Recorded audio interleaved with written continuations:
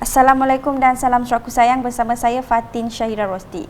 Tumpuan berita, Gabungan Parti Sarawak GPS telah mengumumkan senarai 31 calonnya yang akan membawa cabaran dalam memenangi kesemua kerusi Parlimen bermisikan Sarawak First pada pilihan raya umum ke-15 PRU15. Pengerusi GPS merangkap Premier Sarawak, Datuk Patinggi Tan Sri Dr. Abang Abdul Rahman Zohari Tun Datuk Abang Hopeng berkata, kesemua calon GPS amat berkelayakan, berpendidikan serta berpengalaman luas. Beliau yang juga yang di-Pertua Parti Pesaka Bumi Putera Bersatu PBB Sarawak memberitahu ini sudah pasti membawa hala tuju GPS dalam membawa Sarawak mencapai negeri maju menjelang 2030. Gabungan Parti Sarawak akan membukakan 31 calon untuk bertanding di 31 kawasan dalam Parlimen PRU15. Dan mereka ini adalah terdiri daripada mereka yang berpengalaman, mereka yang berumur pertengahan dan orang-orang muda. Wanita pun kita ditambah 2. Tema kita Sarawak First. Beliau berkata demikian dalam sidang media selepas menyempurnakan penyerahan watikah kepada calon-calon GPS PRU15 di Ibu Pejabat PBB pada Khamis. Berikut merupakan calon-calon GPS di 31 kerusi Parlimen yang terdiri daripada Parti PBB, Parti Rakyat Bersatu Sarawak SUPP, Parti Rakyat Sarawak PRS dan Parti Demokratik Progresif PDP.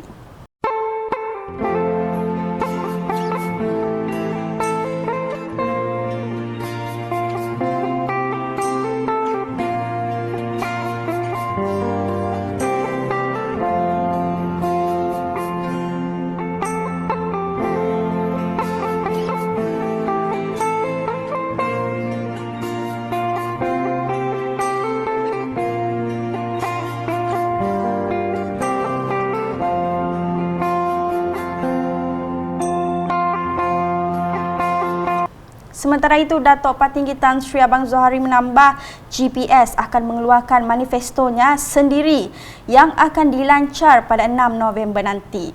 Manifesto GPS tersebut adalah sebagai aku janji yang akan dilaksanakan GPS dalam membangunkan Sarawak selain memaparkan pencapaian yang telah diusahakan oleh GPS selama ini.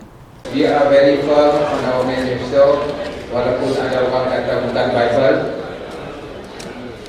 Dulu kita ada manifesto dikeluarkan oleh pihak lawan, semuanya aku buat sudu, tidak dikemukakan dan banyak perkara dijanjikan tidak dilaksanakan dalam masa 22 bulan. Orang Sarawak jangan melihat pisang berbuah 2 kali. GPS akan mempertahankan orang Sarawak. GPS mempunyai dasar kita, termasuk perkara-perkara yang belum lagi selesai di bawah MA63 perintangan.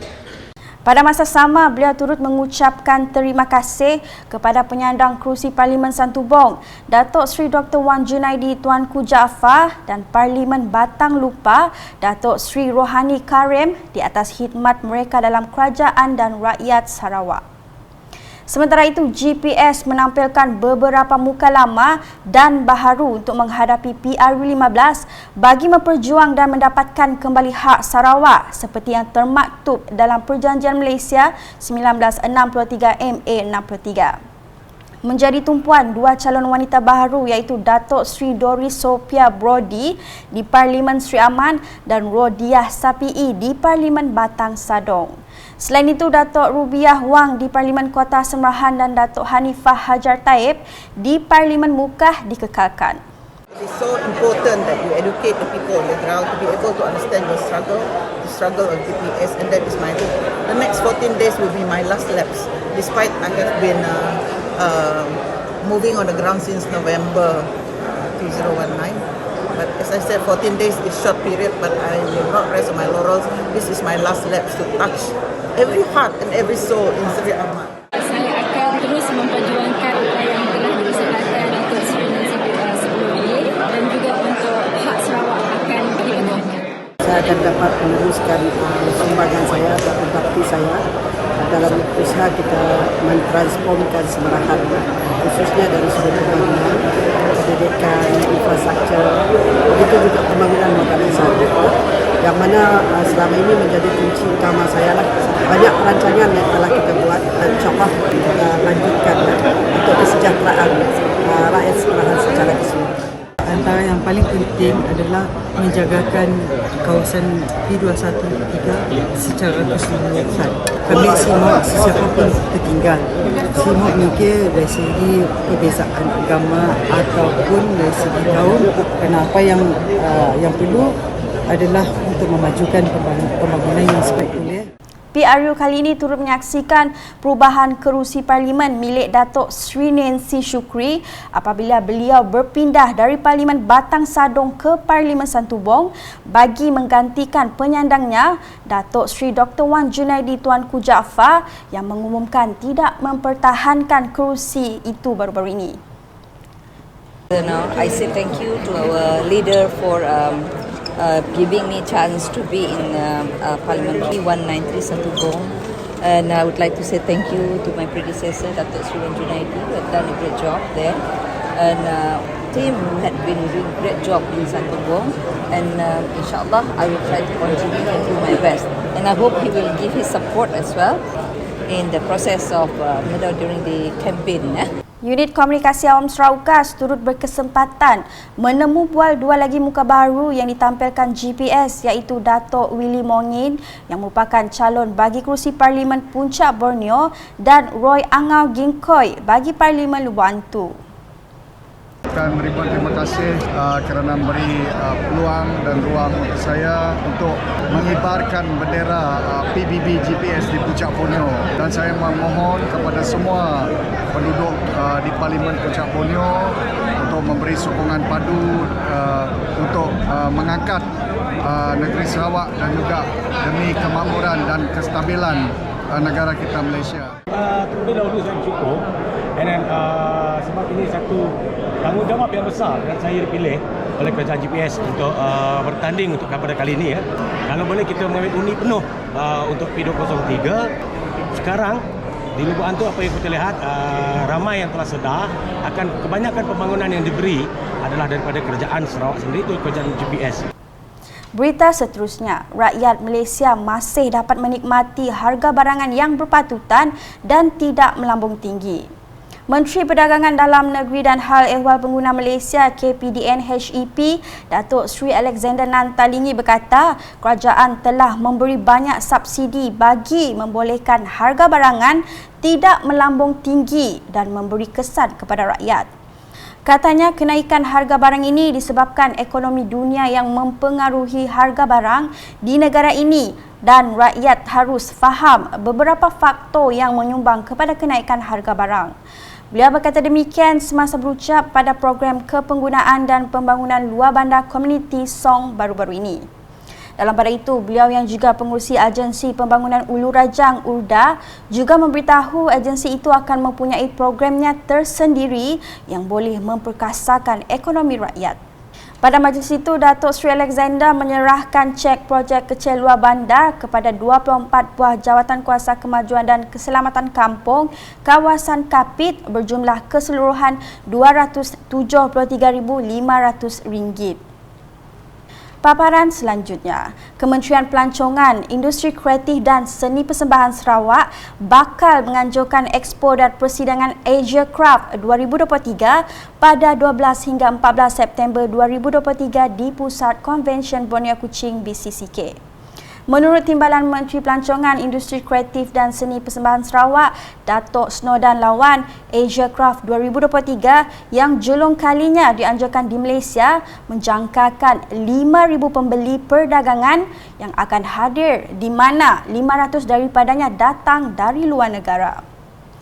Kuching is perfect place, the perfect venue for this kind of event, as it is one of the 57 World Craft Cities recognized by the World Craft Council.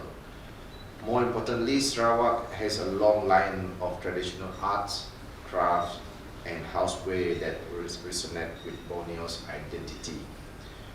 Beliau berkata demikian dalam sidang media Expo dan Persidangan Asia Craft 2023 di BCCK pada Rabu. Jelasnya lagi, ini merupakan acara yang sangat baik bagi mencapai objektif kerajaan dalam membantu komuniti seni dan kraf Sarawak berinteraksi dengan pembeli dan kolaborator yang berpengaruh. Katanya Asia Craft 2023 menyasarkan untuk meletakkan dirinya sebagai acara perniagaan tahunan di mana penjual boleh bertemu pembeli utama dari kedai antarabangsa, pengimport, pengedar dan kedai runcit. It will also focus on bringing in buyers representing the corporate sector looking for gifts. In addition, the expo will serve as a marketing platform for local and regional manufacturers and suppliers to explore new market, build brand awareness, meet key buyers and get updated on a new trend and development. Sehubungan itu, Datuk Snowdan merakamkan ucapan terima kasih kepada AMB Tarsus Events Group kerana memilih Kuching sebagai tuan rumah serta komitmen mereka bagi menjayakan acara ini. Keperkembangan di Lundu, penduduk kampung Jangkar kini boleh mengukir senyuman setelah projek naik taraf Jalan Ladang, Sungai Merah di situ telah siap sepenuhnya. Ahli Dewan Undangan Negeri Adun Opa, Billy Sujang telah menyempurnakan penyerahan projek tersebut kepada Jawatan Kuasa Kemajuan dan Keselamatan Kampung Jangkar pada Rabu. Projek di bawah seliaan Jabatan Pengaliran dan Saliran Sarawak bernilai RM95,353.5 itu telah siap dilaksanakan oleh kontraktor. Sejurus lepas itu, Billy sempat meluangkan masa menghadiri program Info on Wheels sembang ngopi anjuran Jabatan Penerangan Malaysia Japan Daerah Lundu. Semasa berucap, beliau berkata rakyat harus mengambil langkah menjaga kesihatan berikutan wabak COVID-19 masih serta rabies. Tambah Billy, penduduk setempat perlu mengambil langkah-langkah keselamatan seperti yang telah ditunjukkan di dalam risalah-risalah yang diedarkan di dalam program anjuran Japan Lundu ini. Billy kemudiannya menyerahkan secara simbolik risalah-risalah berkaitan dengan pengurusan bencana banjir, undi 18 dan rabies di samping membuat hebahan awam berkenaan persiapan bagi menghadapi bencana banjir. Manakala di Daro dengan ahli Dewan Undangan Negerinya, Safi'i Ahmad menyeru ibu bapa agar menggalakkan anak-anak mereka terlibat secara aktif dalam sukan. Menurut beliau, kejohanan sukan sekolah merupakan satu perkara penting bagi pelajar sekolah untuk turut serta kerana ia adalah salah satu modul di sekolah yang dipanggil core curriculum. Berucap semasa merasmikan kejohanan sukan sekolah dan juga sukaneka PIBG Sekolah Kebangsaan SK Kampung Nanga Daro pada Rabu, beliau turut mengingatkan ibu bapa untuk sentiasa memantau anak-anak mereka agar tidak terlibat dengan aktiviti tidak sihat. Safi'i juga menekankan keprihatinan Kerajaan Sarawak dalam membantu sekolah-sekolah yang ada di Sarawak melalui pelbagai bantuan dan pembinaan bangunan sekolah baru walaupun tanggungjawab sekolah adalah di bawah Kerajaan Persekutuan. Beliau malah bersyukur kerana sekolah itu dapat kembali menganjurkan kejohanan sukan selepas dilanda pandemik COVID-19 di mana ia berlangsung dengan meriah sekali membabitkan penyertaan ramai murid-murid. Dalam ucapan sama, Safi'i telah meluluskan peruntukan sebanyak RM150,000 untuk menaik taraf Dewan Sekolah itu dan RM3,000 lagi untuk dana PIBG sekolah. Sekian edisi malam bersama saya, Fatin Syahira Rosdi. Berita lebih lanjut boleh didapati di semua platform media sosial UKAS termasuk portal ukas.sarawak.gov.my dan UKAS channel di YouTube. #menyebarfakta. Salam UKAS.